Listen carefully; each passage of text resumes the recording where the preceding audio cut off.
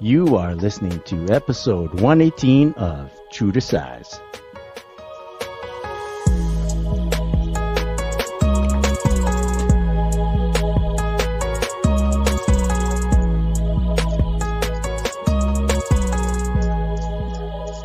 What's going on, everyone, and welcome to True to Size. We are a weekly podcast centered around the wild world of sneakers. I will be your host today. My name is Lawrence Hopkins, and I'm joined by the rest of the quarantine at Canada Got Soul, Mr. Joel Hernandez. Yo, yo, yo, yo, yo. And Mr. Alvin Martinez. Hello, hello. And are you guys ready? Oh. He just hit 10,000 followers on Instagram, so he's kind of a big deal. And if you've seen his on-foot shots, you know he's got calves of steel. If you thought his first step was freaky, you should see step number 2. If you didn't already know, I'm talking about Christopher Chiu. Yeah. Bars. Chris, thanks for being here. Thanks for taking the time out of your busy sneaker podcast schedule to join us. We know you guys record every single day, so it's nice that you were able to skip today and join us. It's very kind of you. Oh, yeah. There's no schedule. Anymore. How are things on your end over in Montreal, Chris? Are you guys doing all right, or? Well, the sun's out. Yeah. So it's nice outside. People are a lot more active. I don't know how much of the distancing that they're doing, but it feels good to have the people feel, I don't know, get happy a bit, right? We went for ice cream is what I'm saying. Oh, okay. Nice. Was it Ben and Jerry's ice cream? It wasn't. Oh, okay. You're saving not that. Not one of the 31 flavors of Ben and Jerry's. You're saving that for the photo you're going to take next Tuesday. I can see that. I understand. Yeah. Oh. We've got a good show this week. If you didn't notice, we did skip True to Size Tuesday this week because of the long weekend, but we're back with a very full show. We've got a bunch of follow-ups for news stories we covered in previous episodes. We're going to surprise Chris with a Can You Name 5 at some point when he least expects it.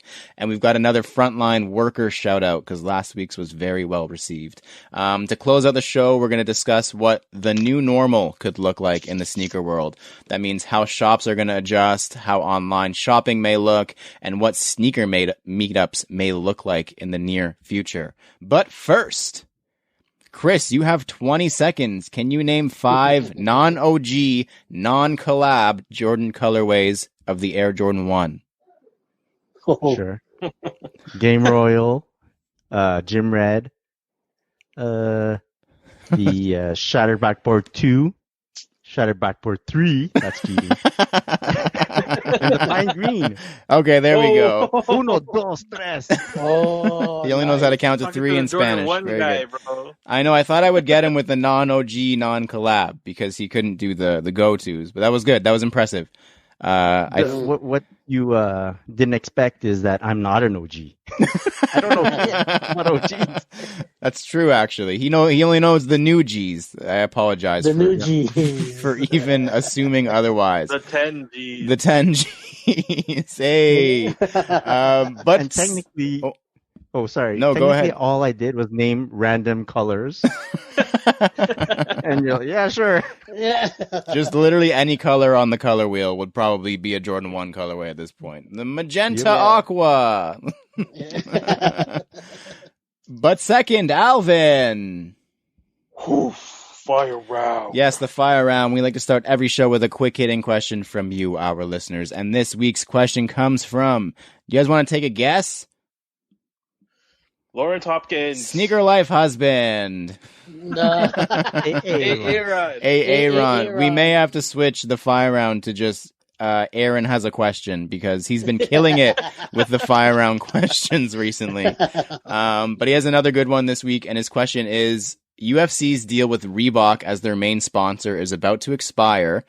Do you think Nike would jump in the octagon and offer up to be the main sponsor of the UFC and or their fighters? And this is another follow-up he asks, and I don't know a bunch about UFC, so I can't really answer that, but I know a couple of you guys do. He says, if they do take over, what UFC fighter can you see getting a Nike deal? So it is a good question. Reebok has been a sponsor of the UFC for like as long as I can remember. Before we answer though, do you guys remember Tap Out? Yeah. Man, that was the shit And, back in like 2010. yeah. No. Back when you could buy Tap Out at Foot Locker, I was killing Tap Out merchandise, bro. The logo was cool. The logo was Yeah. that's basically where it ended for Tap Out. The logo was cool. Alvin, what do you think? Do you think Nike specifically would jump in and sponsor the UFC or? I don't know, man. I don't like. I know they sponsor some boxers, like they had Pacquiao for a bit, and they have a couple of other like boxing athletes. But I don't know if I see them sponsoring UFC at all. Just because I've never seen them at all in that line in that kind of sport, doing anything with anybody. So I don't know. I would say no.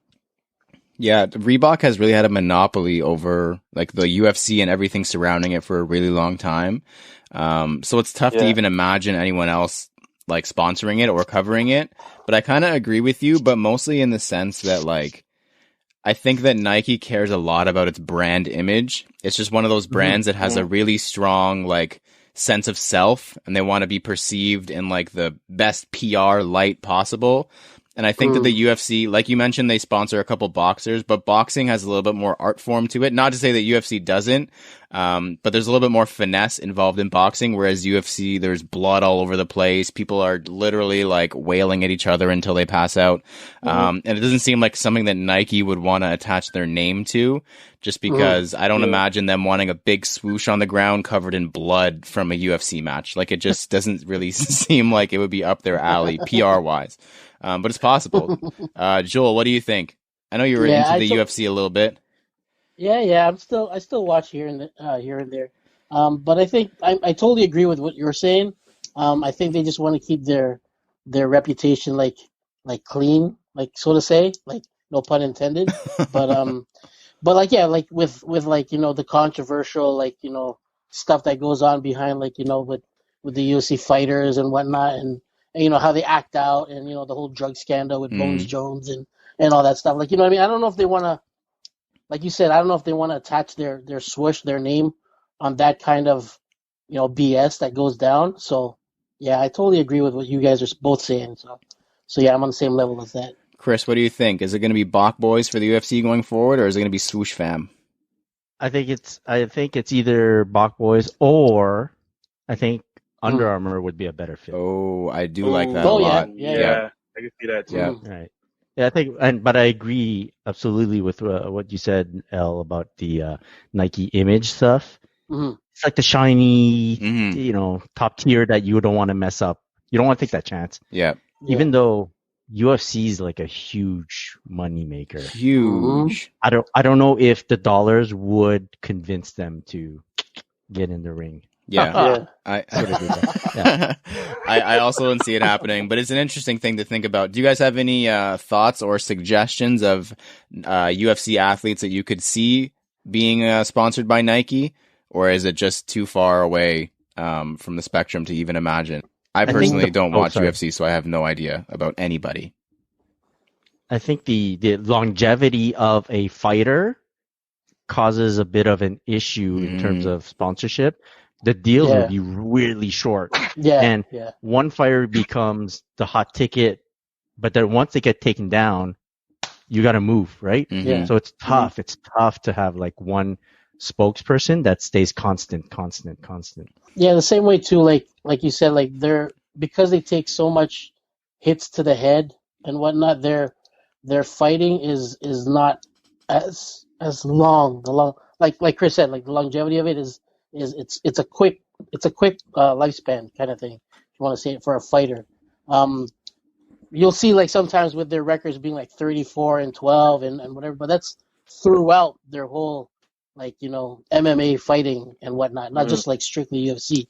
Yeah. But like it's like if I were to pick one person to like put a swoosh on, it'd probably be Bones Jones. But like I said, with his history and whatnot, I don't know if they want to do that kind of thing. So, but yeah, man, I totally agree. it's just to add on to what Joel was saying about like Mm. even like if you're gonna take Bone Jones, like you don't realize how good he is until maybe the tail end of his career, Yeah. you know? Mm-hmm. And Mm. by that time, giving him a deal would be a bit too late. Like Yeah. you wouldn't capitalize on what Mm. happened before.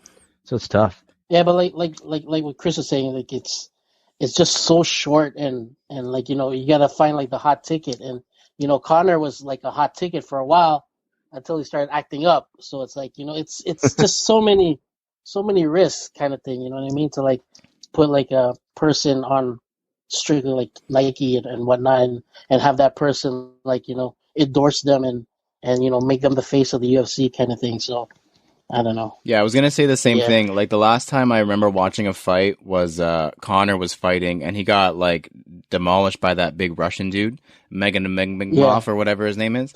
And like I know since then I don't think he's even fought like at all as far as I can remember. And that was like I Yeah. think a year and a half, 2 years ago. So like you Yeah. said, like and they're fighting so infrequently that it wouldn't even make sense for Nike to put the swoosh on them. Like okay, they're gonna wear swoosh like boxer shorts or whatever they wear to wrestle in.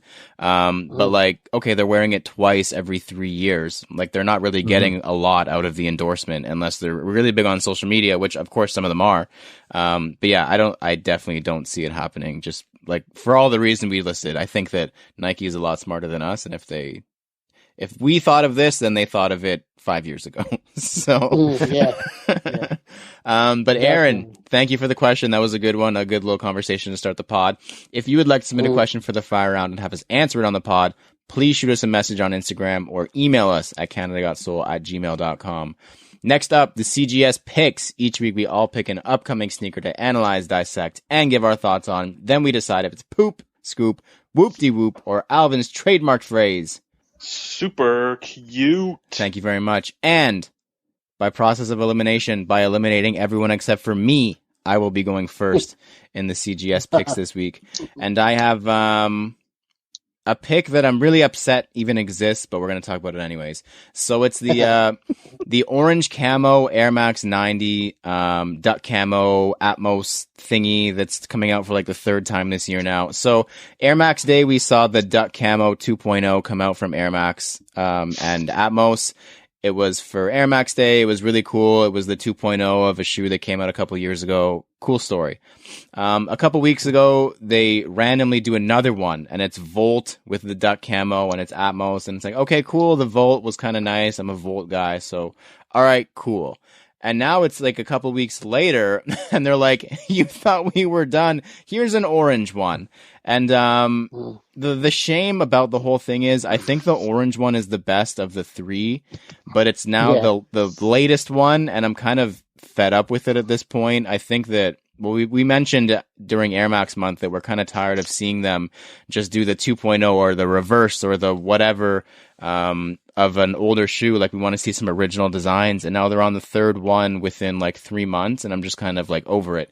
But the shoe itself is what you've seen for the last 3 months. It's the duck camo on the mudguard and a little bit of the upper, and then the mesh paneling on the Air Max 90 is a vibrant, like total safety orange, and that's about it.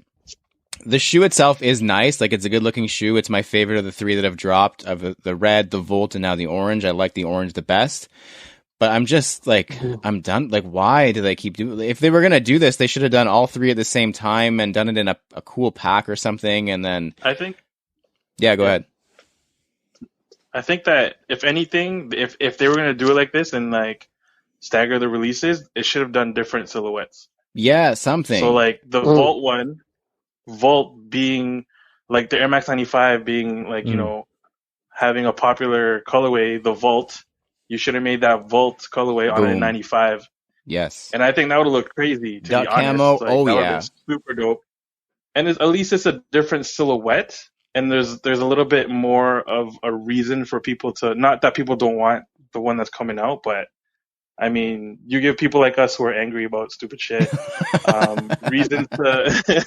reasons to like it. You know what I mean? Like, that would have been super dope. And then the orange one, you could have done like you could have done 97 or like just something totally different. Easy. Just switched up the game. You know what I mean? Like, and that colorway would look different, like different, cool, like stupid on any silhouette. Easily. So like, I don't Yeah. know. I feel like the creativity in terms of colorways is definitely What is it, poop. Alvin? Yes, tell me. Thank you. It's a poop. This is a poop for me. I agree. Thank you for you saying it. This is a poop for me.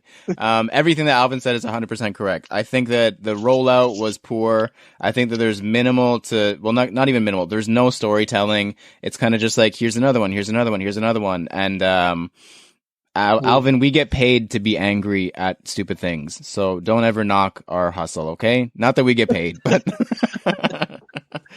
we have this job, if you can call it a job, because we're allowed to get mad at stupid things. So it's okay.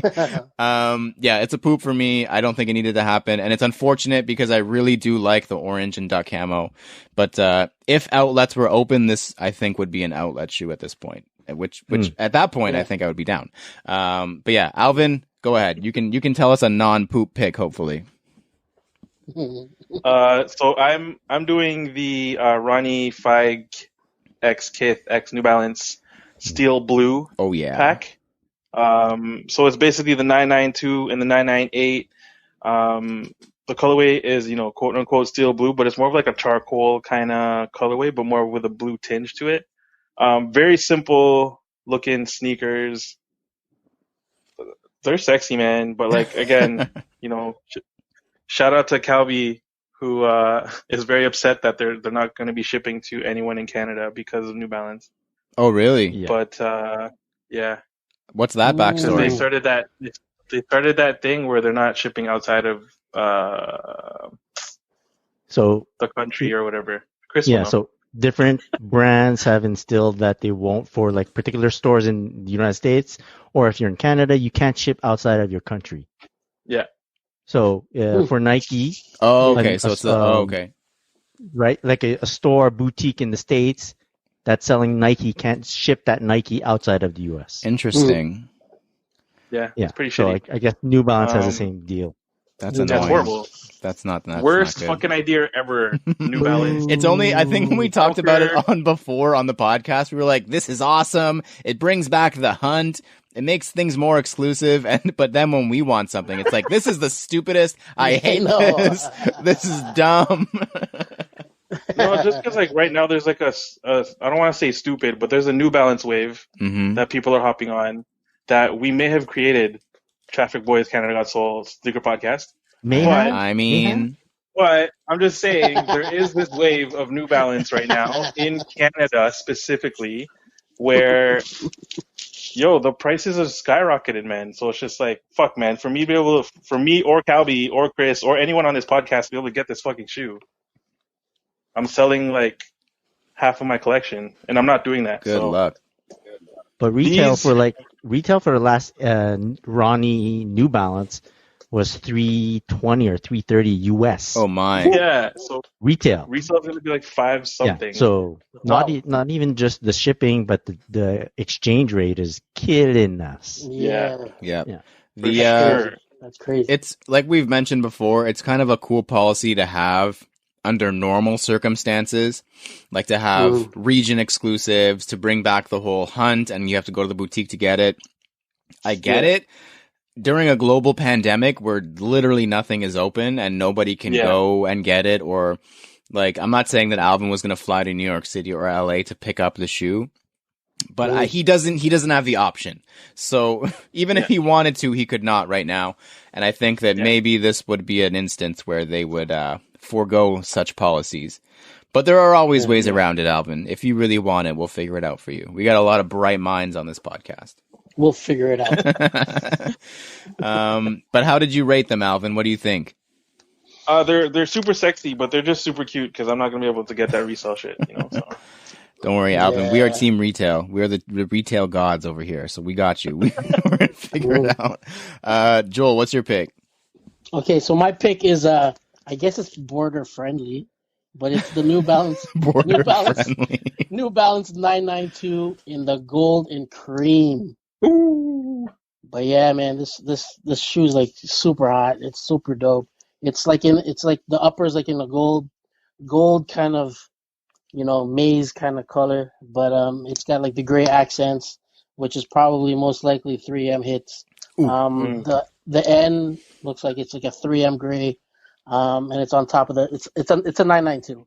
So these are, I think, available June 1st, and it's going for 180. You can find them on newbalance.com, most likely, hopefully, newbalance.ca.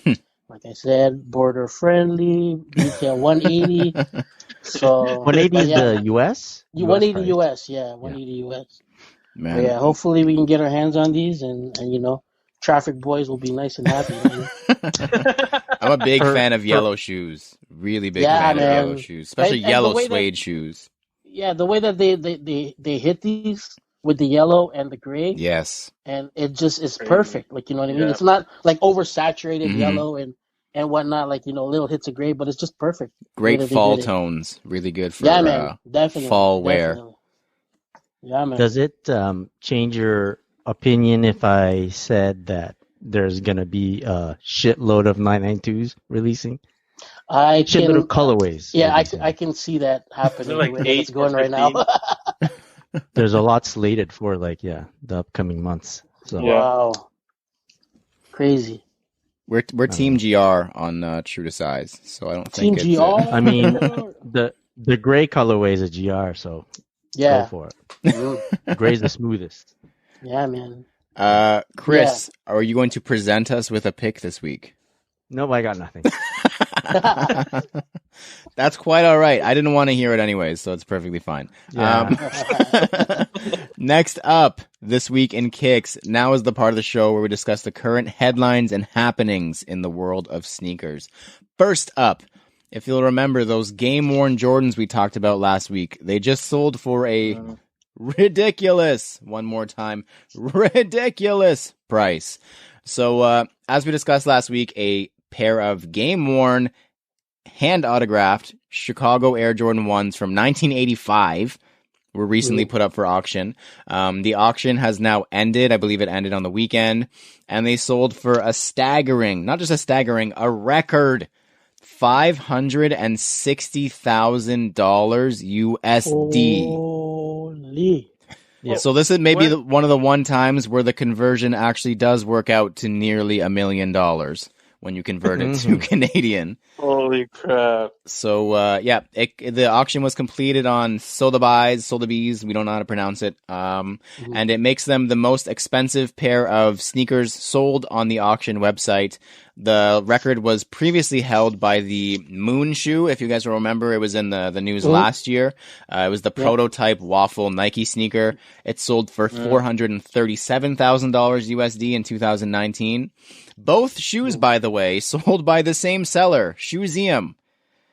So he's sitting on a couple zeros now. Good for him. Yeah, man. Holy. But he gave up all the clout. What's He up? did. He gave up the clout, but he got himself a house, I guess now. So Yeah, right. it depends. Holy Clout, crap, house, they kind of rhyme. It depends on which end you want to go to. Is there any shoe in the world that's worth $560,000 USD? Realistically, Alvin's shaking his head no. Wait, we all agree that the guy that or the person that bought it is like stinking rich. I would hope Yeah, so. Yeah. I hope that's not a I mean- CERB purchase. COVID cop. Yeah. I mean, yeah. So it has to Hey. be, no. Five. But it is 6. Michael Jordan. It is the Michael Jordan game worn. You could probably pay that Autograph. much to go see him.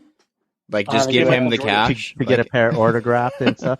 Hey, MJ, a- wear these and then give me the socks too. Yeah, Here's Yeah, 500. yeah. Yeah. crazy, bro. But then MJ's a billionaire too. yeah, that's true. He doesn't care Yeah, about he- 560 grand. The thing is, Wow. You'd bet if you bet him though. If you bet Yeah, him. if you bet him, yeah. I bet you can't wear these shoes and autograph them at the same time. He'd be like, "Give me that." Yeah. Yeah, but then you got to give up your Yeah. Your New Balance. Your New Balance. Your New Balance. The only thing I could say is that like there's only so many shoes that he's worn in games, and as they all get snatched up or whatever the past tense of that is, like I mean, there's a limited supply. Like it's the limited shoe kind of thing. So Mm. Yeah, well, I asked Sean this question. I go, hey man, what happened? Because that rumor where he wears one new pair every game, right? Yeah, yeah. I go, where'd all those shoes go?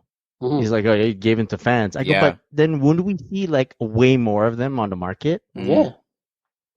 Yeah, it's Hmm. And he's interesting like, you know, because maybe back then, like Unless they're hindsight real is bad. 2020. Like there's a possibility that these people threw them in their basement. Like, I mean, if 10 years Yeah. ago or Water whenever it damage. was, if Kevin Durant or LeBron, maybe not LeBron because he was one of those chosen, if you will, but Kevin Durant 10 years ago or whatever throws you a pair of his KD ones, you're kind of like, all right, that's cool. I'll throw them in the duffel bag and throw them in the basement, kind of thing. Yeah. It's definitely tough. You would think, I guess, if the rumor was true that he was wearing a different pair every game, there would be a ton. Because if you want to count up games played, but yeah, I don't know. I can't like. There's rumors out there that they were purchased by Nike, because Sotheby's would not reveal who purchased them. But I could see Nike or Jordan himself, because if he was giving them all away, he probably doesn't have any. There's rumors out there that Nike was the one who purchased them. We'll never know. I mean, unless it becomes public. But that would make a lot of sense. I could see Nike wanting to have those in their archive. So sure. Do you think if it weren't for The Last Dance, it would go as high? No, No, I don't think so. Yeah. No, I don't think so That at all. museum guy. Yeah. That's what he said in an interview with the New York Times. I was reading it. He said, he quoted as saying, yeah, my wife and I realized that because The Last Dance was airing that we thought it was the right time to move them. So we decided now was when we wanted to do it. Like, it wasn't a coincidence at all. No. I mean, it doesn't take a genius to say, hey, there's a really good Michael Jordan documentary out. The GR or the regular version of the 2013 Chicago one is going for $2,000 now. How much do you think we can get for this one that he wore and autographed? And Museum seems like the one with the jump man is 2 Gs? I think so. Why? How many of those do you have? Yeah, The Chicago. Yeah. No, I don't have it. Yeah. But the one with the jump man is. I think that any Jordan and specifically Chicago's. I know Last Shots went up after the last episode as well. Last Shots went up like crazy. Yeah. The Last Dance effect. I think we'll be talking about this for a while. We'll see how long it lasts. So next up, Ronnie Feig has stepped up. So once again, as we discussed last week, Ronnie Feig enlisted some of his friends to raffle off 5 pairs of the Friends and Family Air Force One, with all proceeds being donated to the COVID-19 relief funds in America. And over the weekend, he sent an email blast to everyone who purchased a ticket. And he stated that the goal for the raffle was to raise at least $50,000 to donate, but the outpouring of support was much more than he originally anticipated it would be. And because of that, he refunded everybody their raffle ticket price. So you maintained your entry, but he gave back all the money, and he personally donated the $50,000 himself. So he quoted in the email, and he said, I designed this shoe for the people closest to me in my life, but after seeing everyone show up to this extent, I truly feel like you are all my friends and family. You have been a friend to me. Now let me do my best to be a friend to you. And then at the bottom of the email, he also gave you the opportunity to like maintain your donation or donate it back or whatever. Like, you were allowed to still donate the money. Like, he didn't want it to go to waste. But I mean, like, we were just talking about Michael Jordan. The GOAT. That's one of the most goaterist moves I've ever seen in the sneaker game. Move. Like, that's... I read it and I was like, did I win? Like, I saw the thing first and I was like, oh shit, did I win? I saw... Sorry. No, go ahead. I saw your story. Yeah. I saw your story. Then I checked my email. I go, I didn't get an email. I go, oh, what the heck, man? He didn't refund you. It came in after. And I was like, oh. I'm personally donating $50,000. He's just cutting the entries in half and sending half of them back. So is it safe to say, Chris, that you didn't win then, I guess? Or we would have heard about it by now? Well, no, wait. They announced the winners? Yeah, they did. So that's a no. Yeah. I guess that's a no. Let me check my junk. Yeah, that's where mine was. Mine was in my junk mail, actually. Oh. No, but for the winners, right? Oh, you won? No, my refund for the $14 was in my junk mail, which I felt like I won by getting $14 offered back to me. I did still donate it, but I did feel like a winner at the time. So sure, yes, I did. I did in fact win. Yes, thank you for asking. I haven't seen anybody post that they won, so I would be interested to see who actually won. No. All I got in my junk email is stuff for Viagra. I don't know what that is. Viagra. Why Cialis? did Is it Cialis? they target me? Is the email above it from something hub? Because that would be why they targeted you. No, something grind. I don't. Oh, Oh, This it always seems to go off the rails when Chris gets here. Usually it takes a little bit longer, but so the last Bhakti Shanta Kalbi. The last article of news we have also an update on a previous news story. The 7-Eleven dunk is a no-go. So it seemed like it was very short-lived, but we dove deep into the 7-Eleven Nike SB collaboration a couple weeks ago. I think it was my pick, or we just talked about it. But now we have more news about the backstory, and it is a really good backstory. But the sad part is the news about the backstory was released with the news that the drop has been canceled. So that's unfortunate. But the shoe was supposed to be released as an Asia exclusive to coincide with the Olympics that were supposed to be happening in Japan this summer. Because this was the first year that skateboarding was supposed to be in the Olympics, Nike SB was going to mark the occasion with the release in Japan. And 7-Eleven, I don't know if you guys know this, I kind of had an idea, but after reading up on it, I realized more. 7-Eleven in Japan, or in Asia specifically, I guess, is like a lot different than it is in Canada and the US. It's not like a convenience store like it is here. It's actually like a culture spot. Like people meet up there and just hang out. They have like really cool foods that people will actually be like, I need to go to 7-Eleven to get not a taquito, like something actually really good. So it's a lot different there. So for us, it kind of sounds ridiculous that they would do 7-Eleven, but I guess when you put it in the context of the Asian culture, it makes a lot more sense.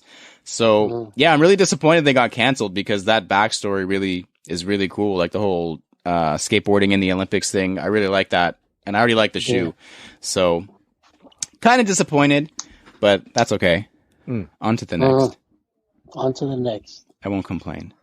Next up, previously in Kicks. This is the part of the show where we review our latest pickups and recap the latest happenings in our sneaker lives. Joel, anything to report for you? Nope, nothing. No pickups. Alvin is smirking, so I want to make him go last. So he has to hold it in as long as possible. I see his little smirk over there in the corner. Two things for me. One equally as exciting as the other. I won a runner-up prize in a NetMag raffle on May the 3rd, and I received it yesterday. It was a random box, so I had no idea what I was getting. I thought it was actually going to be like a collectible because it was for a Bear Brick raffle or subscription, as he calls it. But it was actually an ACG Nike hoodie, which was really cool. Like, sick. I think retail on those is like $150. So, I mean, to pay like 15 Canadian for that, I was A-okay, and Jill immediately took it and said, ooh, I'm going to cut this in half, basically. So, yeah, I didn't get a new hoodie, but collectively, there was a hoodie delivered to me, so that was cool. Did you get to keep the left side or the right side? Not cut in half that way, the other way, but yeah. I got to she cropped it like a crop top. I got to keep the side that doesn't have a hood anymore. I got a belt, a nice yellow belt. With pockets. It's the cool thing about it, while I get on a quick about that hoodie, it has the kangaroo pocket. I've never seen this before. The kangaroo pocket has zippers. Ooh, yeah. Very, very cool. The quality on that hoodie is insane. I'm sad that it's in two pieces now. Make a mask out of the part that you didn't. Oh, that's actually a really good idea. I'm not that talented, but I'm sure someone in my life might be, so I might do that. A mask with a pocket, imagine. A yellow mask, too. That'd be cool. You could put your Cialis in there. I mean... What? That's not where it goes. What? Eventually, it goes near your face. So, and the second thing I got, which is not that exciting, but like I think it was 20 days ago. Also, actually, I bought a new pair of running shoes on sportcheck.ca because my pair of runners was like very dated, and it finally arrived on, I think actually on holiday Monday, which was weird. But I got the Pegasus 35 on sale from SportCheck. Right. So far, so good. Can I say I'm pretty proud of your running, my friend. Oh, thanks, man. I appreciate that. You're doing like big strides there. Big strides, it's so intensive that I get tired after your runs. I'm like, oh my god, that's exhausting what you just did. Chris cracks open a cold one. He's like, "Whew, that was a That lot." was a good one. Yeah, it's been fun. Rub Honestly, my legs. the motivation I needed was to pay $400 for a Disney race in next January. So I mean, I'm not gonna put that money to waste. So that's how you do it. You sign up for a race and then you prepare for the race, not the other way around, because there's no motivation the other way. So that's my key to success. Don't waste the $400. You need to actually do something. Chris, any pickups in the last couple weeks? You were on here about a month ago. So anything good in the last month? Yeah, a few things. I just won a raffle. It's like a delayed raffle at Sam Tabac, if you guys have heard of that. Mhm. Yeah. It's a boutique in Montreal. Friends of the show. For the Royal Toe. Jordan. Oh, nice. Nice. Oh, nice. This is actually my second pair of Royal Toes. So, because I did score a pair on Foot Locker when they released. Nice. Very Cool. good. So that Was it like a happened. re-raffle situation or? No, they just they had their delayed shipment, I guess, and they just Ah. did the raffle later. Yeah. So like all of a sudden, I'm like, oh shit, okay, I Wow. won that. So that's cool. Yeah. That's cool. 2 toes. You're almost That at a whole happened. foot now. That's good. Oh yeah. And I picked up this pair of New Balance. I'm showing the guys. Ooh. Ooh. It's the New Balance 990 V4 V5. Aimé Léon d'Or. Oh, I like when French people say. Yeah. Can you say it again one more time for the French Yeah, people? do that. New Balance. Uh-huh. New Aimé Balance. Léon d'Or. Oh, Aimé Léon Yeah, d'Or. the French part, man. Neuf zero. New Balance. Ooh. Oh my gosh. Ooh. Stop it, Chris. I've had enough of that. End cap. End cap. End cap. End cap. So you've been busy then. 2 pairs of Royal Toes and some ALD New Balances. Yeah. I didn't keep the Royal Toes, to be honest. Oh. I had friends that needed them more for other ventures, and I said, sure, just take them. Sure. Oh, nice. He resold them on StockX. Nice. Yeah. My friend Stock, My friend- my friend Goat, Yeah. my friend Grailed. Grilled. That's it for you in the last Really? couple weeks? Yeah, that's it. That's close by, but yes. That's all that he wants to divulge publicly. Okay, I'm okay with that. Yeah. I know your wife listens to the show, so that's fair. Well, she's on it. That's how she finds out when you've lied about buying shoes. She just listens to the podcast. It's smart. Oh, shit. Alvin, you're grinning from ear to ear. What Ear did to you ear. What did you purchase? I got tagged. First of all, I think it was last week or the week before. 2 weeks ago. I aired my grievances because Alvin has seen John, aka Heads Ain't Ready, like 608 times in quarantine to buy shoes from him, and I've seen him one time to deliver him some buns. So I was very jealous, and They were really good. I told Alvin no more seeing John, and then I got tagged today by John in a story, and it's just panning up to Alvin walking towards John with a big smile, and he says, "This is for Lawrence," and I'm really mad about it. So this better be a good pickup because I feel cheated. Oh. Yeah, it's all right. It's an all right pickup. It's an alright pick. So basically, the last time I saw John, he was like, "Oh, I don't know, I might sell my other like New Balances." I was like, "Dude, just hit me up. You know, I want the premieres. I want like whatever, like the Kith 998s." And I get home and he texts me. He's like, "Actually, you know what? Yeah, I'll sell those 998s." I'm like, "Oh, dope. How much?" And he gave me a price. And he's like, "Oh, I have the jacket too." And I'm like, "Oh, dope. How much?" Ooh. And then he just gave me a really good price for the jacket and the matching shoes. So basically, it's the 998 City Never Sleeps. Yes. Nice. Kith? Is that the one you said you wanted like 2 weeks ago? Yeah. Sick. Wow. It's like the navy. Yeah. And then I was like, "You know what, John? I have the money today." And I texted him today, and he's like, "Yeah, I'm down." And then I went to see his beautiful face, and I got the shoes. I was trying to hide it from Lawrence, but I guess I No. can't hide it when I get tagged. So. No, yeah. He was trying to sneak I'll make it up behind to you, bro. my I'll make it up back. to you. He I tried wore a to. hat and everything. You wore a hat and everything. He had the fake mustache on, and he I was know. He trying pulled to. the U thing. You guys watch U? Oh yeah, he just pulls his hat down. Yeah, Oh, he thinks he's hiding, and then he gets tagged. I get tagged, and I'm hurt. And then to find out that he bought another pair of shoes. When I see Alvin for the next time, I'm gonna have to bring him shoes, or it's just like he's not gonna be even happy to see me. Because John has been bringing him shoes for the last month and a half, and if I don't bring him shoes, he's gonna be like, I'm just gonna hang out with John more now. So wait, you did you so then you sent us a picture that you were at Shoppers though. Oh my goodness! Yeah, Were you really at Shoppers? See, he sent a snap to the group chat, and he's like, "Oh, I'm at Shoppers. Look at me, I'm at Shoppers Drug Mart." That's what he was trying to. He was trying to lie. He's trying to have an alibi. He was trying to cheat. That's what it was. Paper trail. Paper trail. Exactly. What do you mean? I didn't buy shoes. I was at Shoppers. Look, I sent a picture. That was an old video he had. I think it was in his archive, his memories. It was memory.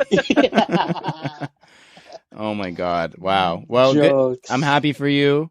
I hope you two are. I hope you two are happy and have a long, happy life. I'll send my gift in the mail. Send my gift. John, if you're listening, don't worry, he hasn't gone to Kaya yet. You're fine. That's true. Yeah, I have that. I don't know if she still remembers who I am now after 2 months apart, but I don't know how much. She remembers John. Yeah, she remembers John real well. Yeah, because John always gives freebies too. You go visit John, he's like, "Here's a deck of cards. Here's a sticker." Like Alvin's going home with like toys for Kaya. Like, look what Uncle John got you. You got the jacket too? Did you get the jacket, Alvin? Yeah. Sick. Yeah. Wait, for that shoe? For that shoe, yeah. Oh shit, that's crazy. Damn. No. Big pickups for Pretty nice Alvin. jacket too, but it's a 2X. That means I just grew because I fit into it really nicely. New Balance fits small. We'll say that. 2X? It's snug. Oh. It's a snug fit. It's a 2X, but it fits like an XL. Yeah. I'll cut say it that. up and make a mask. There you go. Yeah. With the kit. With kit, that would actually be fire. You have the richest mask in the game, bro. Sick, bro. Calby would be the most jealous person in the world if you did. Oh, shit. All right, enough talking about John. He's got enough airtime. He's already gotten enough. I don't want any more. Anyways, next up, thumbs up, thumbs down. And this week, heads ain't ready. In this part of the show, we give our opinion on various sneaker-related topics with zero context or discussion. All we're allowed to say is thumbs up or thumbs down. And because we have Christopher Chiu on the podcast for the fourth time, this week's thumbs up, thumbs down is, I believe we've done doubling up already, but this week's thumbs up, thumbs down is tripling up. Alvin, thumbs up, thumbs down. Down. I was going to say, don't change it because Chris is here now. No. Joel, thumbs up, thumbs down. Up. Oh. I'm a thumbs down. Chris, what are you? Up. What a surprise. Oh my goodness. Next up, NSR. Chris, you're not allowed to talk about it. Next up, NSR. We talk about sneakers a lot. So in this weekly segment, we're going to take 30 seconds out of the show to discuss something completely irrelevant to the world of sneakers. And this is something that I was thinking about. And like Alvin said, we get paid to get mad at stupid things. So this is one of those things. And mostly because of the whole COVID-19 situation, this has been more prevalent, but just in general, when you're walking on a sidewalk, you're walking towards someone else, are you a mover or are you the one who just steadfast keeps going straight and you wait for them to move? Which one are you? Because there's two types of people in the world, really. There's the one who, when you're walking towards somebody, you're the one who steps to the side and changes course slightly so they may go by, or you are the one who just straight full speed ahead and you just wait for them to get out of your way. Joel, which one are you? I'm the one that stops and steps aside. Oh, you do the stop. Full stop. Yeah. Sidestep. Full stop, sidestep. full stop, side step, the gentleman stop. and like the head nod And the like, nod. okay. Wow. Yeah, That's aggressively Yeah. nice, Joel. That's me. Alvin, which one are you? I just keep walking, but I move all the way to the side. Okay. And you just hope that they will do the same? Well, if you don't, you're bumping into me. Mm. But if you look like me or Joel, you're not gonna want to do that. So That's it's true. fine. Until Joel gives them the gentlemanly swaft beside him, and they're like, "Oh, okay." I like recently. I've been the just keep walking straight and wait for them to move, especially when it's a group of people you're walking towards, and you're by yourself. And you're walking towards like a group of 2 or 3 people, and they're taking up the whole sidewalk because they're walking in like a straight line, like a can line, and they're taking up the whole sidewalk, and you're just trying to walk. And these guys are not moving, so I steady the course, and I wait for them to split up their little situation there, and I just go straight through them like it's Red Rover. Chris, which one are you? I'm a bit of both, but mainly because I have a fuck off face when I'm walking in the streets. So then, like, if people see my fuck off face, they usually like get out of my way. Fuck off. But every now and then, I like to show them that I have like my point guard skills, and I like to go through picks and shit. So I'm like going through them, like. Split the defense. There's literally a global pandemic going on, and Chris is out here Euro stepping through groups of people, shoulder to shoulder, shoulder to shoulder, rubbing up on people on purpose. And you do the speeder sound when you.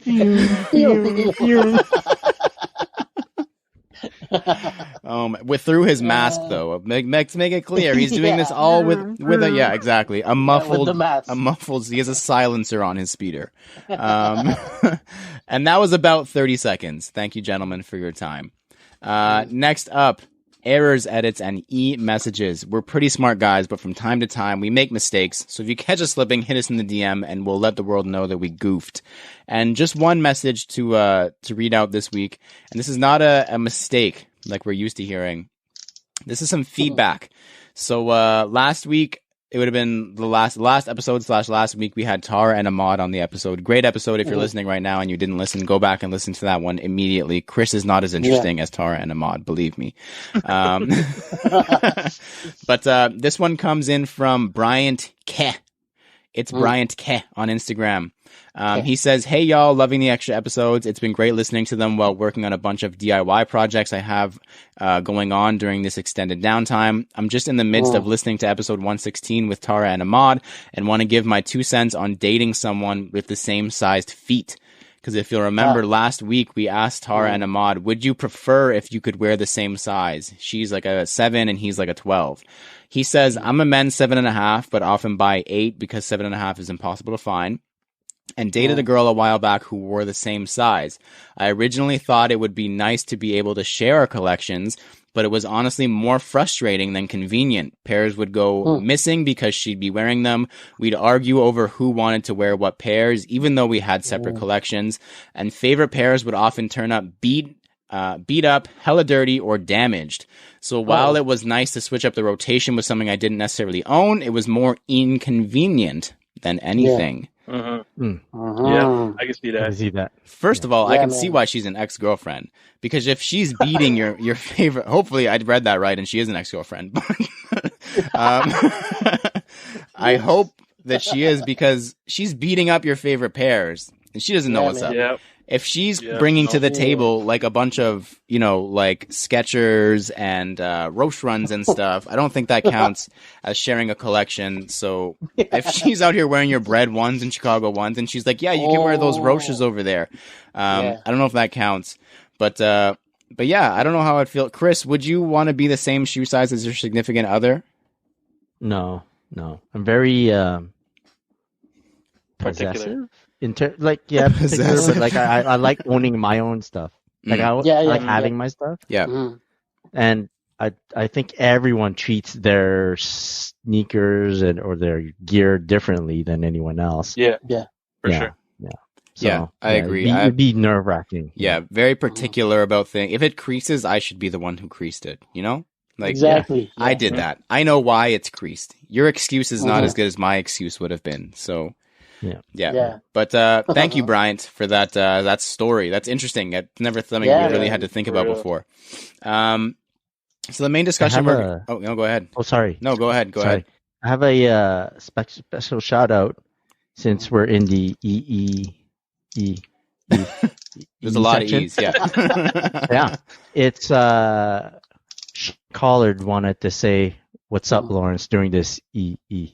That's what he wanted to say. Yeah. E section, right? That's Just right. specifically He said to you'll me. know- He'll say, yeah, specifically you. He said you know what it's about. Oh, Yeah. You know. Oh, So, yeah. Oh, he said, Oh. "What's up?" What's Oh, up? what's okay. really good, Lawrence? Oh, like that. Oh. I think it's because I In your called. I face. just said bread instead of black and red, and he already heard I it. don't know. I'm staying out of this. I'm bringing it to you, but I'm staying out of this. If Uncle Scott wants the smoke, because we're stealing Christopher Chiu, the shining star from the Sneaker Podcast, he can come get all. He can come get all the smoke, all of it. Just the same way that I was jealous about John and Alvin. Sean is jealous about Chris and True to Size right now. Anyways, whatever, Sean, Uncle Scott. You had your chance, but it's Chris's turn. Anyways, the main thing we're going to talk about this week. So it seems like slowly but surely, I don't want to jinx it by any means, knock on wood, we're slowly coming out of this whole COVID-19 nonsense. It's definitely a lot better than it was a month ago, even a couple weeks ago. Cases are slowly going down. I know businesses in Ontario are slowly starting to open up. I know Chris can attest or let us know how Montreal is doing in a second. But in terms of Ontario and Toronto specifically, any store with a street front entrance is allowed to open with a limited capacity and or curbside pickup and or delivery. So if you walk around downtown, everything is pretty much open. It's just very, very restricted. Chris, are things in Montreal starting to open up again slowly yet, or? No, I don't have I didn't hear, maybe I'm not paying attention to specific dates on stores. I think I would have heard something if they had specific dates for Montreal.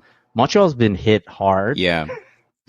Maybe in the downtown island area. So maybe they did announce. All I know is school's done till September. I think you guys got the same. Yeah, same with us. Yeah. In terms of stores, I don't know, but we've been pretty active in terms of the delivery food, the pickup food. Yeah. I know, like I just mentioned earlier, I went to go get ice cream and that was fine. Mhm. Like you're allowed to go into spots, Oh, that's good. max 2 to 3 people in the store at the time. So, but in terms of shoe stores, I don't know. I don't know of any store fronts that need to open. Most of them are active online. So Yeah, so that's definitely what we're going to talk about today is the new normal kind of thing. So as things are slowly progressing back to whatever we'll call the new normal, we're going to kind of wonder and speculate and talk about what we think that could look like or what we think it'll mean for certain aspects of the sneaker world. So first of all, obviously the main thing hit by this was stores and store fronts. And so specifically for in-store sneaker shopping, which was already unfortunately kind of a dying breed. It was kind of on its way out. It was taking the backseat to online in a lot of respects. But a lot of stores in Toronto now, sneaker stores even, are offering curbside pickup. So essentially you either call or you place an order online and then you're allowed to go and meet someone at the door and pick up your pair of shoes. What do you guys think of this in terms of sneaker buying? How do you think curbside pickup for your shoes is going to work out? Alvin, what do you think? For sneakerheads, it's fine because we already know what we want and we don't really have to see it. Because if we want a shoe, we will just purchase it. It's just I would think the general population who still needs to try on their shoes, who still don't know what they want, they still need to see what the store has. I think it'll be a little bit of a struggle for them, especially if they don't know what their shoe size is. And from my experience working at Foot Locker, there's still a good chunk of people who think they know their size but really don't. It'll be a struggle for them, but aside from that, I mean, curbside pickup, I would assume, is one of the safest things to do at this time. But it's still going to take away from that customer who still has to see and touch and feel and try on. So we'll see. Yeah, that's a really good point. Joel, what do you think? Would you ever curbside pick up a pair of shoes? Yeah, man. Like I would, like you said, we know what we want, and pretty much it's like we know our sizes and whatnot, and in various brands, sneaker brands. So I'm pretty sure shouldn't be a problem grabbing it. It's It's just not, it's I weird don't for know. me to think about doing curbside pickup. And Mhm. we'll get into this a little bit as well, but like if I was gonna do curbside pickup, I would probably just do delivery. Unless it was Mm. something that was very urgent. Mhm. Like if it's a Yeah. release and Mhm. the option is Mm. delivery or curbside pickup, and I want my shoe the same day so I can flex and get clout on Instagram immediately, then I would do Mhm. curbside pickup. But otherwise, I would usually just probably opt for delivery because why go out of my house? Chris, can you see this catching on, the whole curbside pickup thing, even maybe past this whole COVID-19 nonsense?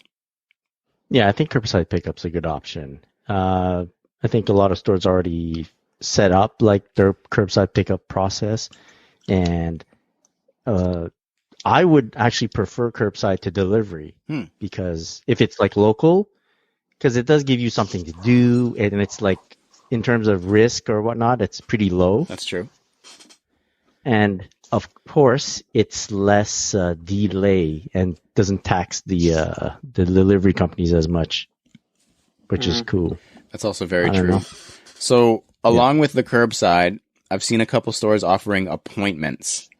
So, because in Toronto, at least, you're allowed to, I think, like Chris said, up to like three, depending on the store size, I guess, 3 to 10 people at a time kind of thing.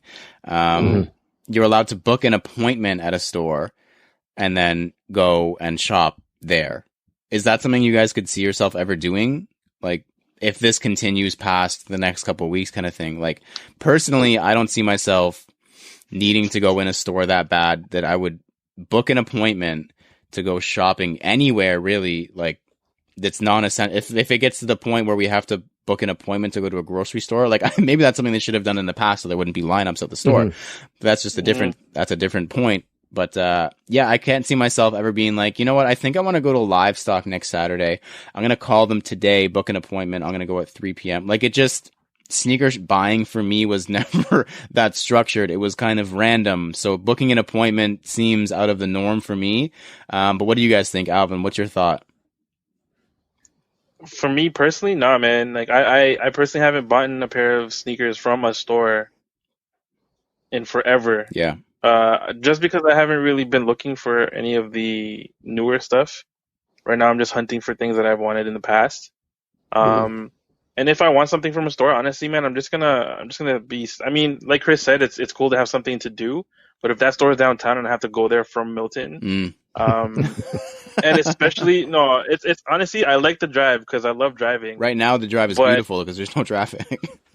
yeah, Yeah. but Yeah. at the same time, the foot traffic downtown right now isn't what Hmm. I want to be in. Mhm. Just because like I mean, yeah, people are staying away from one another, but the amount of people that are on the streets isn't really my thing right now, Yeah. especially with what's going on. So I would still prefer to just chill at home and just do my thing here. Yeah, I definitely agree with you. Joel, what do you think? Are you booking an appointment to go sneaker shopping? It sounds like a personal shopper situation. Like, I feel like I'm a little bit Yeah. rich to even say that. Right. I don't know. Like I don't think I would see myself doing something like that. I can see other people like agreeing to it just to be outside or have that like hands-on kind of feel to it, like actually feel a shoe kind of thing, Mm. and whatnot. And I don't know. I guess just the whole socializing and whatnot. Like some people need that. Some people, I don't know. They risk to do something like that, but I don't see myself doing something in particular of like booking an appointment of going to livestock at like 2:30 or whatever. Mm. You know what I mean? Like I don't know. Like you said, like so many foot traffic around there, such a big risk, um, especially now. I just wait it out, man. Yeah. You know? I don't feel the need. And- Chris, are you there's like no rush. Yeah, I don't feel the need to book an appointment to go to livestock. Yeah. Right. But Chris, are you a structured individual? Like for some reason, you come off as the kind of guy who is very structured. So I don't think you would mind the appointment situation. If you could make an appointment for every I'm going stop to, you need to go to. Yeah. I'm going to present you guys a scenario. That's actually a pitch of some sort, since you're all kind of not in for it.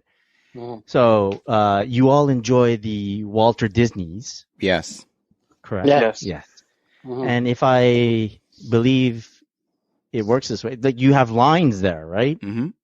Mm-hmm. And you have certain areas where you can access quicker, right? But dependent on the time or how long you use the fast pass Fast before pass, that, yeah. right? Mhm. Right. So you can't use like multiple fast passes in a row. Mhm. You need to space them out, schedule this stuff, right? So in a way, you kind of have to plan out your day and plan out how you're going to access a specific ride to maximize your time. Okay, Mhm. we're going to leave that to the side. Imagine an app, okay? Every boutique having an app. Mhm. And every now and then you're in the area of that boutique, you log into their app and you check if there's open slots available to go visit the store. Oh, there is. I book it. Boom, boom, boom. They have your name and your time slot, and you know when you can go into the store. And when you walk up, all you have to do is show your app. Okay. Mm. So it kind of eliminates the point of you standing in line to get into a shop, Mhm. but it also gives you that appointment, and you know when you have your scheduled time. On the flip side, the store then gets your info because you need to log on to their app to have your name and everything. Now, of course, they get your information.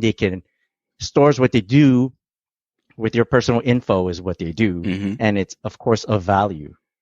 And Yeah. what that also provides to them is an idea that I once had is they're doing this pseudo personal shopper thing for you, right? Because you're going one-on-one with one sales rep. But they also have a history of all your past purchases, your shoe size, and they know what your preferred styles are. So when you walk in, you're looking for one specific type of shoe, but in the back, that guy has already looked at what shoes you've bought from them before, and you go, I know that you've bought this shoe from us. You want to check this one out as well that you didn't think of looking at. Mm. And they could kind of cater your experience to your specific needs. Mhm.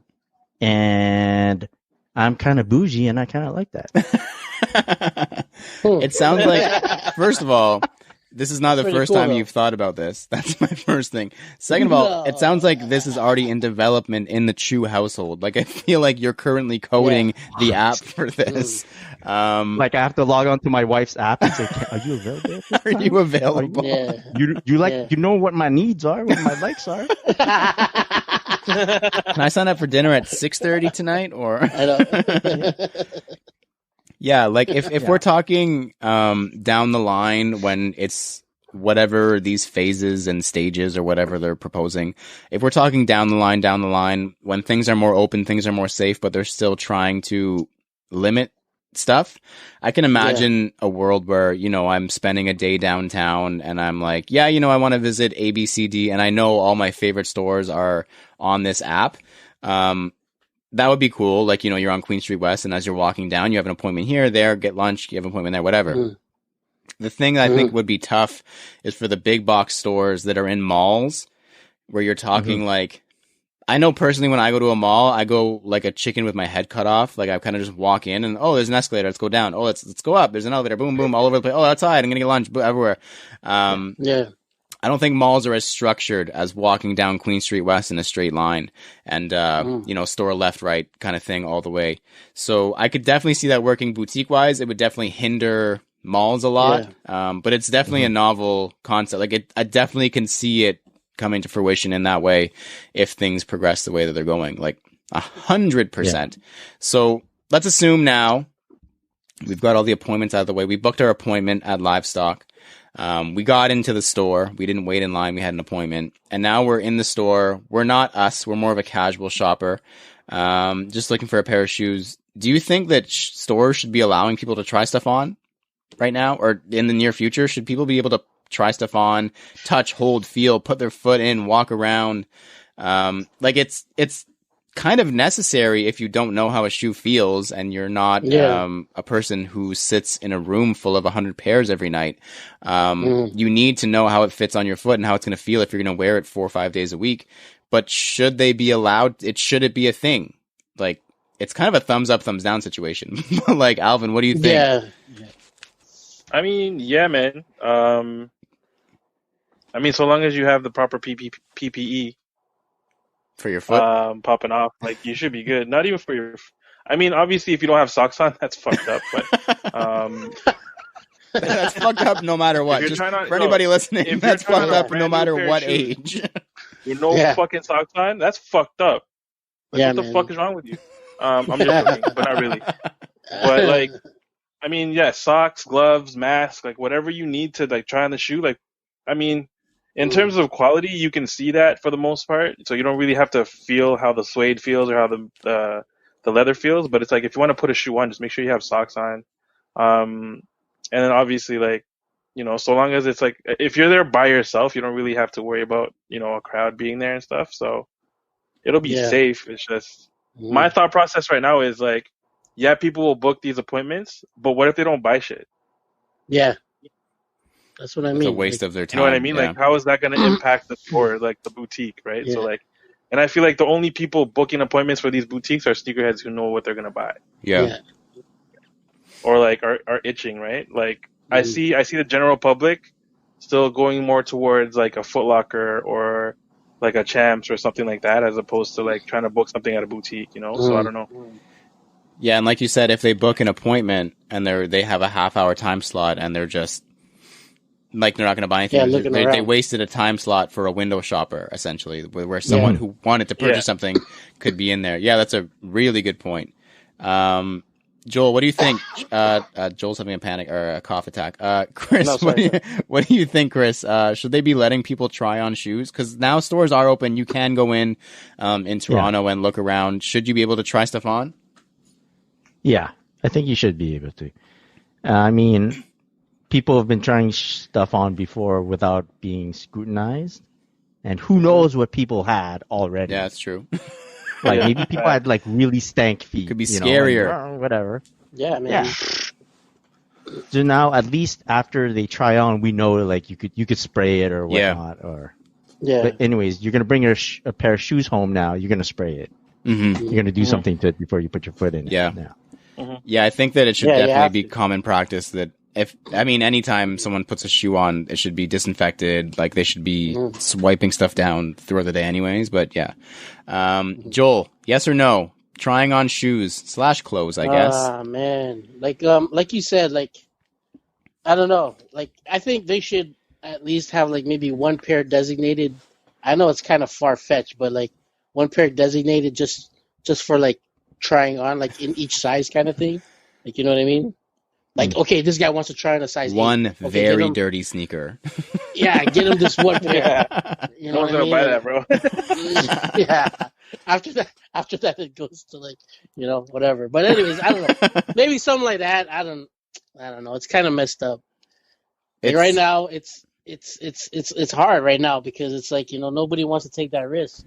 And like you said, you're gonna book like a half-hour appointment. Meanwhile, you're just there just to like look around or dick around, right? And you know you're losing that one spot to some person that actually wants to buy stuff. Yeah. So. Yeah, like stores are struggling so much because they had to close, obviously. But they may struggle even more now as they're trying to open. Because at least when they were closed, they know they didn't have to pay a staff member to be there. They didn't have to pay to keep the lights on. They didn't have to pay for whatever. Now they're open. They have to pay 2-3 staff members to work throughout the day. And they're selling 2 pairs of shoes a day because half of them are appointments, half of them are online orders. There's people coming in, but people are just coming in because they want to get out of the house. Like it's such a tough situation. And I think the thing like for sneaker store shopping that's mostly going to affect us or a lot of our listeners is releases. How do you think they should be handling releases going forward? Alvin, anything you can really think of? Like I have no idea what to even say for this because it's complicated as F. just online raffles, man. Like how they've been doing it now, just because you don't really want to line up outside of your store with what's going on right now. And the safest way for you and your staff is to just have a raffle, online raffle, and just to like let people know they won and ship the shoes out, as opposed to having people come. I mean, I guess if you want people to come in and pick them up, like do that too. But at the same time, it's just like, again, you're gonna have to pay like how many people to be in the store just to watch people, as opposed to having one person just have stuff labeled and shipped out the next day. Yeah. So I think the safest in terms of releases is probably still just have shit online and just do a raffle if you really want, or first come first serve. Whoever gets it, right? And that's it. First come, first serve online, you mean? Yeah. Okay, yeah. Yeah, we should just have But lineups. actually put that shit online, bro. Yeah. Don't be like posting it on Instagram saying you're gonna post it and have it online and then nothing pops up. A store in Ottawa. Sorry. That's just not normal practice. I don't know why they did that. Normally. Yeah, normally what they would do. Joel, what do you think about releases? How should these stores be handling? Because there's some big ones coming up now, like we were talking before about the Ben and Jerry's. We haven't really seen a massive one that I can think of that's happened since this has all started. It's been big ones, but nothing ground shaking like the Travis Scott 270 React or things like that. What do you think should be the policy here? I think they should just like keep going with the online raffles, man. Like that's pretty much your best bet. And you know, like if worst comes to worst, like curbside pickup, you win it, and it's like, you know, you got to show them like, you know, at the window, your whatever, you've got the receipt, and you know, step back and you know, drop off the bag, and there you go.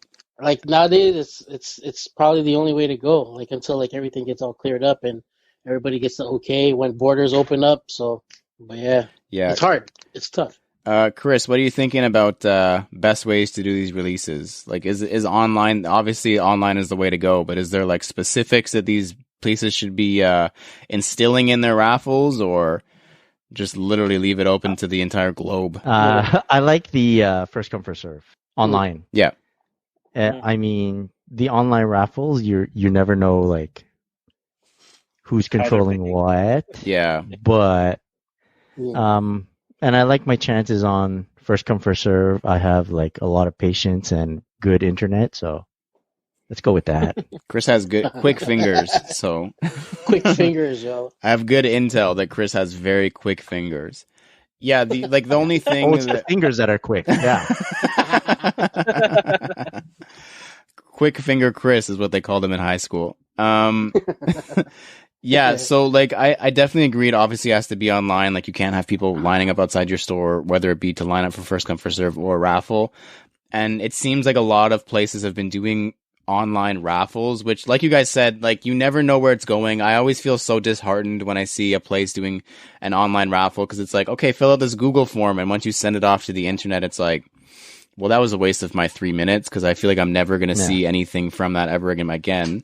And a lot of these places aren't even limiting it to locals, which is unfortunate because you would want your typical customer base to have the best opportunity to win the shoe so that when things reopen, they're happy with you. But like a lot of these stores are doing online raffles and it's open to the entire world. Like they're shipping worldwide, which obviously works well for me when I want a pair of shoes, but doesn't work well for me when I want a pair of shoes that's coming out locally. Like your chances just go down the drain. And first come first serve online as well. Like Chris mentioned, you have to have a lot of patience. You have to have fast internet. But the prevalence of bots nowadays is just killing me. And yeah, I feel like I'm airing grievances a little bit. But yeah, it's a frustrating time right now. And all I can do is prepare to pay resale for all the things that I want, I think, because I don't think there's a way to do it that will make everybody happy. There never is, but yeah. Yeah. You know what? I have an idea of why some stores don't do the local only raffle. Someone was showing me something where they did an online raffle, and a good maybe 40% of the people that they reach out to saying you won ditch, like they flake. Really? Yeah. Wow. Well, maybe it was for that particular release. It was higher than usual, but then they'd have to find the names again, get those names again, pick some new people, reach out to them, and then wait again, and then weed out the flakers from there. Yeah.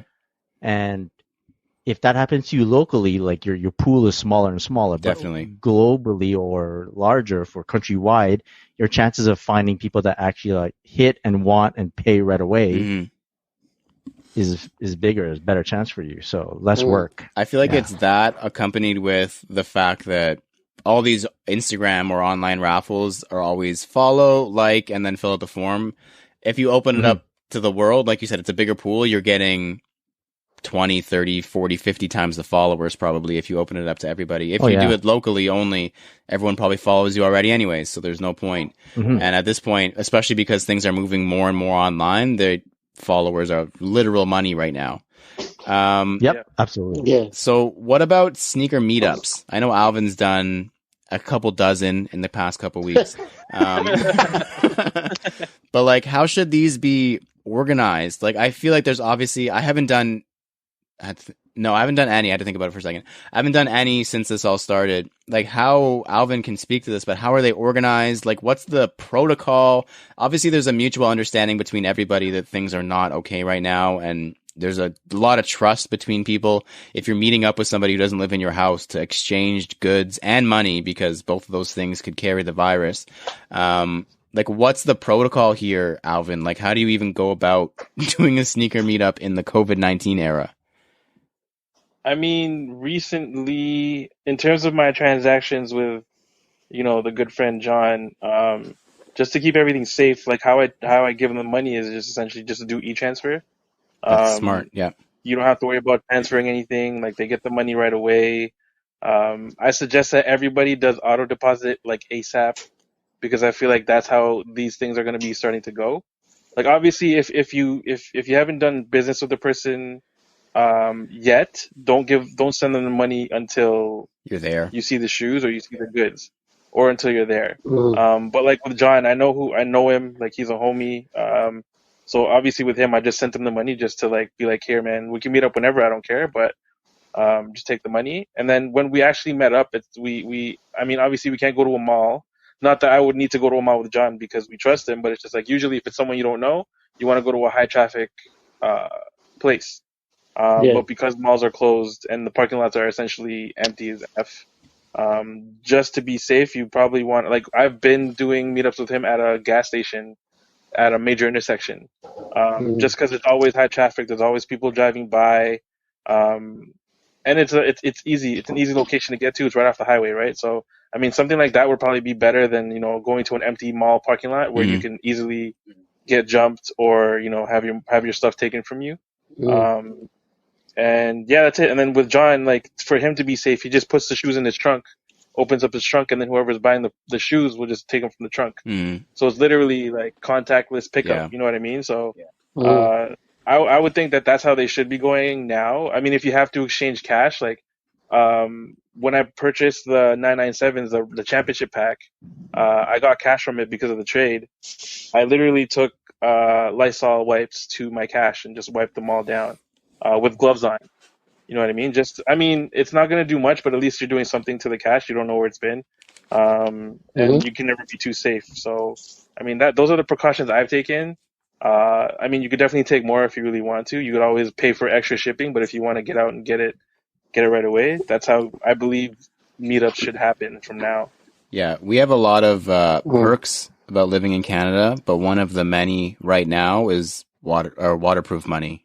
Being able to wash it and wipe it down is coming very clutch. I never thought I would say this, that we needed plastic money, but hey, whatever government decided that was a good idea, kudos to them. But yeah, like, you made a lot of good points. The cash is one big thing. Like, e-transfer is definitely the way to go. If you meet up with somebody, you can stand 6 feet apart after you've exchanged the shoes and wait there while they e-transfer you the money. They're still within arm's reach if you need to escalate things. Hopefully you don't. But yeah, the contactless thing is a big thing. The shipping thing is still like really sketchy to me. Especially if we're talking like a Facebook meetup or a Kijiji style meetup where you don't know the person on a personal level, where you can say, here's some money, like, mail me the shoe. I'm still a little bit sketchy on that. But yeah, Chris, have you picked up anything in the last couple of weeks from like a meetup style situation and how it's gone? Or Yeah, I have. It's been pretty much, just leave them on the hood of the car and then step away and then the next person steps over. Man, these are all friends. yeah, So it's or like people that I know. And Yeah. I think I don't know if I do meetups with people that I don't know anymore. really, Not for a while. Yeah. It's not worth it. Mm. I don't need something that bad, I that's think. very true. Yeah, that's something that a lot of people Yeah. need to remember is you don't need it that bad to risk whatever you could be exposing yourself to for a pair of shoes. Not necessary. Mhm. Joel, have you picked up anything in the last couple of weeks where you've had to meet up with somebody? Well, it wasn't really a pair of sneakers. It was for a pair of clippers. And what I had to do was I had to, like, he didn't have auto deposit, so I sent him an EMT. But the catch is I don't give him the password until I actually see the product in hand, kind of thing. So what happened was, like, I would go there, I would be like, "Yo, I sent you the money, but I'll give you the password when I see the clippers. I'll see how if they're okay and whatnot." So that's how it went. Like, he would drop it off. It was like a porch pickup. So he would drop it off on his porch. I would roll up, obviously with my PPE, gloves, mask, and whatever. I'd come up, take a look at it, open up the box, I'd take a look at it, and then everything's okay. I would text him. I would stand there on his porch, text him the password, and then if it goes through, then I get a thumbs up, whatever. There you go. So that's how I would deal with the whole, like, non-auto deposit, True. EMT. So, That's a very good point. yeah, man. And I guess another cool positive thing to come of all this is that now we all kind of feel like mobsters in a gang movie, where it's like, leave it on the porch, and I'll pick it up outside. Like, I think everyone should be doing exchanges in like silver briefcases and stuff from now on, just to make us feel a little bit better about what's going on. This one will be really quick, maybe even just a thumbs up, thumbs down. But if you want to dive into it, you can. What about sneaker conventions? Oh, Like, I mean, obviously not in the next month or two, but even like early 2021, can you guys see it happening? Alvin, just thumbs up, thumbs down. I honestly think that they're a write-off right now, man. Absolutely. There is absolutely no need for anyone to be going anywhere to set up a table. Though it's fun and be able to chop it up with people, but you can do that online now, man. Like, you know what I mean? Like, just comment on someone's photo and you guys can, like, stir up a friendship and all that goodness, right? So it's not even necessary, and everything's online now, man. Like, all the resellers have all their Instagrams and stuff, and it's just like, to keep everyone safe, it's a thumbs hella down for me. At least in the near future, anyway. Christopher Chiu, thumbs up, thumbs down. Sneaker conventions in the next year and a half, really. I'd like to say up. Really? Just to keep the hope up. Okay, so it's an optimistic thumbs up. Yeah, because look, if there's any percentage of risk, nothing's happening. Like, no one's getting any license to hold an event like that, That's true. Yeah, that's very true. With the hope that we're all going towards the right direction, I'm hoping that eventually it is safe, and then at that point I would feel safe. If, like, it's authorized to have such gatherings, then I'm all for it. I think we got to move forward. That's true. At some point we have to go back to some remnants of normal. Joel, what do you think? Thumbs up, thumbs down on sneaker conventions by the end of 2021? By the end of 2021? Yeah, so we're giving it a year and a half. Like Chris said, hopefully, and for the sake of normalcy, I would like to say thumbs up. Just to, obviously we'll probably have the whole mask. I think the mask thing will never go away.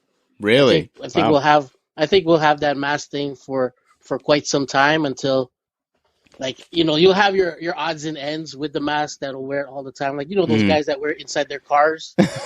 Like, like you're inside your car, bro. Like, anyway, so it's like, I think that'll always be there, but I think for the sake of normalcy and for the sake of hope, I would like to say thumbs up. I like that. I like the optimistic thumbs up from you guys. I give it a thumbs down as well because I don't see it happening, but but at least half of us are really optimistic and high hopes for the near future. I do want to let you guys know. I mean, Adrift just posted their Ben and Jerry's raffle, so if you guys could sign up for a size 9 for me, that would be awesome. Anyways, so last week we started a new segment where we're just kind of shouting out a frontline worker to end off the episode. It was really well received, and we got a message from a really loyal listener from England. His Instagram is SyzGoss, SyzGoss. He says, "Hey man, thought I'd say hi from sunny England." I think that's sarcasm. I would assume it's sarcasm. But he says, "I want to let you know that I'm a regular listener and I'm currently a key worker in the pharmaceutical industry working nights. And you guys on the pod helped me get through the shifts. It was my birthday this week. I'm an old sneakerhead at 44 and have been since the year that I got my first pair of Air Maxes and Air Jordan 6s in 1991. And I had a decent week for Jordan pickups. I got the laser blue Jordan 1 lows, the satin black Air Jordan 1 high, the Chicago black toe mids, and the royal toe highs. That's like a Christopher Chiu style week. Like that's a lot of Jordan 1s for this. Good for you, bro.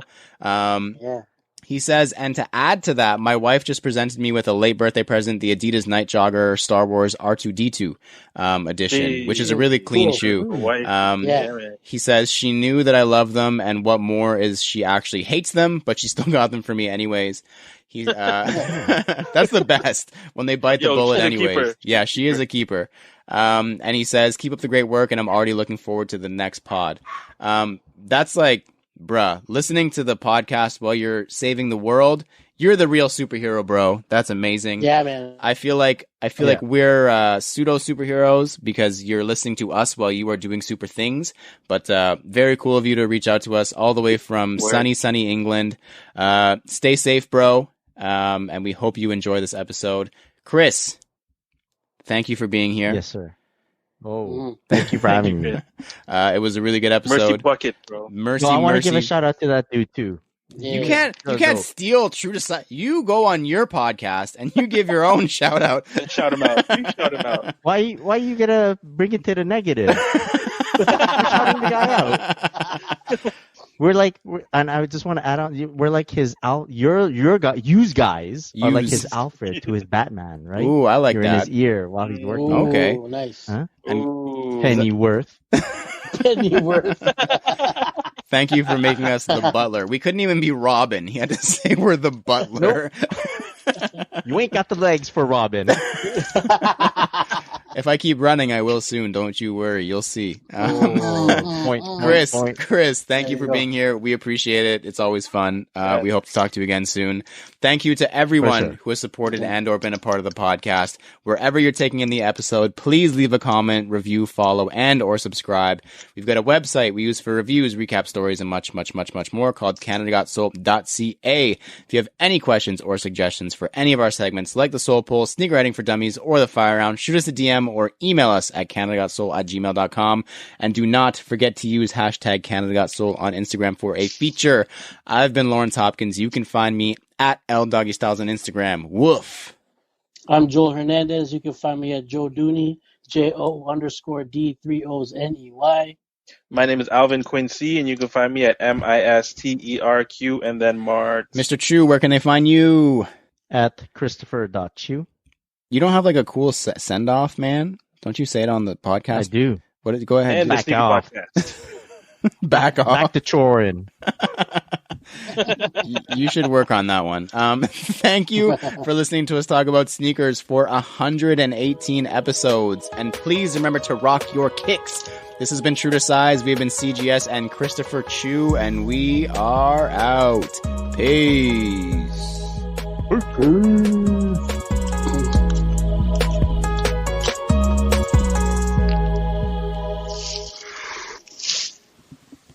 That was good. Thank you, Chris. Thanks, Chris. Thanks, Chris. Fun, Chris, man. that was very fun. Brother.